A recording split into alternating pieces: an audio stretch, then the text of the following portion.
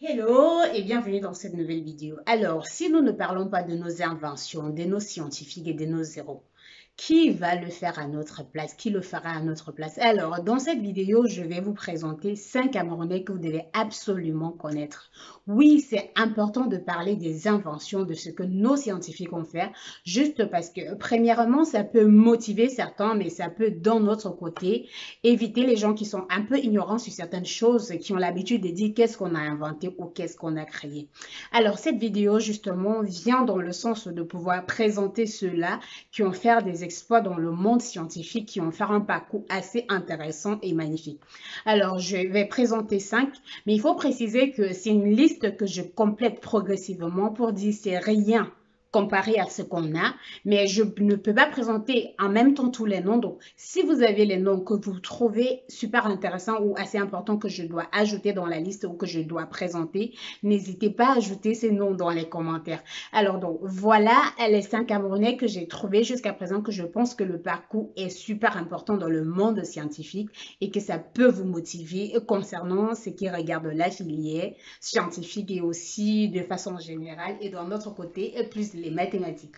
Alors, je vous invite à suivre le tout premier qui est un jeune de moins de 30 ans et qui fait partie de la liste.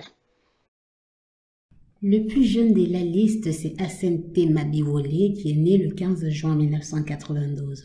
À moins de 30 ans, ce jeune chercheur est l'un des plus brillants de sa génération. Le Camerounais posait ses pas de scientifique à la NASA, où il a déjà réussi à trouver une formule permettant de dévier les turbulences nucléaires.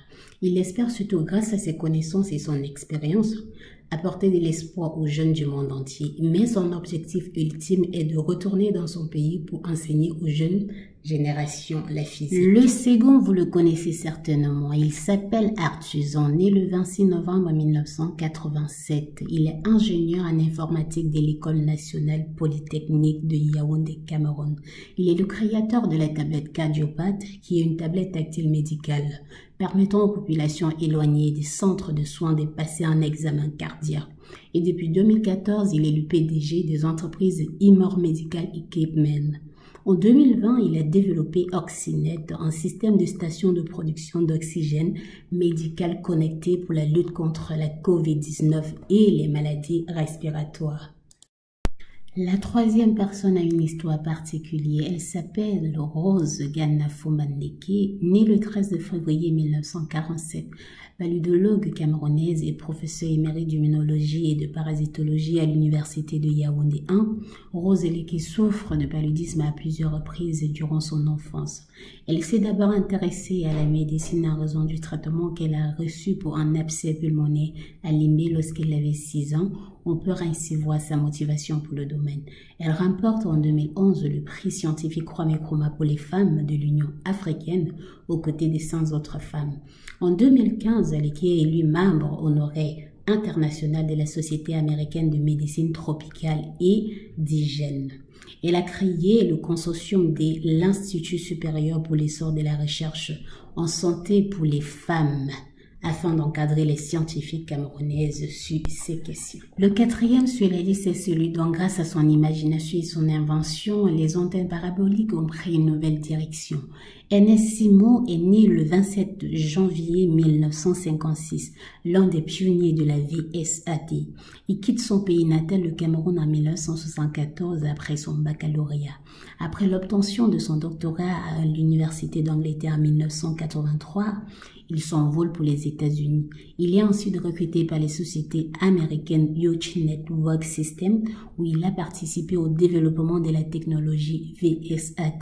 Il sera en 1984 à Memphis, au quartier général de Federal Express, la toute première personne à installer un VSAT. Il rejoindra la NASA quelques années plus tard. Pour précision, la VSAT, pour ce cible qui est Very Small Aperture Terminal, terminal à très petite ouverture, désigne une technique de communication bidirectionnelle par satellite qui utilise au sol des antennes paraboliques directives dont le diamètre est inférieur à 3 mètres et qui vise un satellite géostationnaire. Le dernier et le plus âgé de la liste est celui dont j'ai déjà parlé sur la chaîne YouTube et le professeur Henry Oblen, premier africain titulaire d'une chaire scientifique. Le mathématicien camerounais Henri Nulène est né le 23 décembre 1939. Il est également l'un des principaux fondateurs de l'école bordelaise d'analyse fonctionnelle. Directeur pendant 10 ans du Centre international de mathématiques puis et appliquées, qui est le CEMPA de Nice en France, il est le premier africain titulaire d'une chaire scientifique, ainsi que le premier Camerounais titulaire d'un doctorat en mathématiques. Bien sûr dans la partie francophone, parce qu'il y a la partie anglophone et il y a un tout premier qui représente le Cameroun tout entier. Voilà, c'est tout pour ces 5 scientifiques que je tenais à présenter aujourd'hui. Si vous avez aimé la vidéo, n'hésitez pas à vous abonner à ma chaîne, n'hésitez pas à partager aussi et à faire un commentaire. Alors, comme j'ai précisé au départ, la liste est toute petite et on sait bien qu'il y a plus de monde.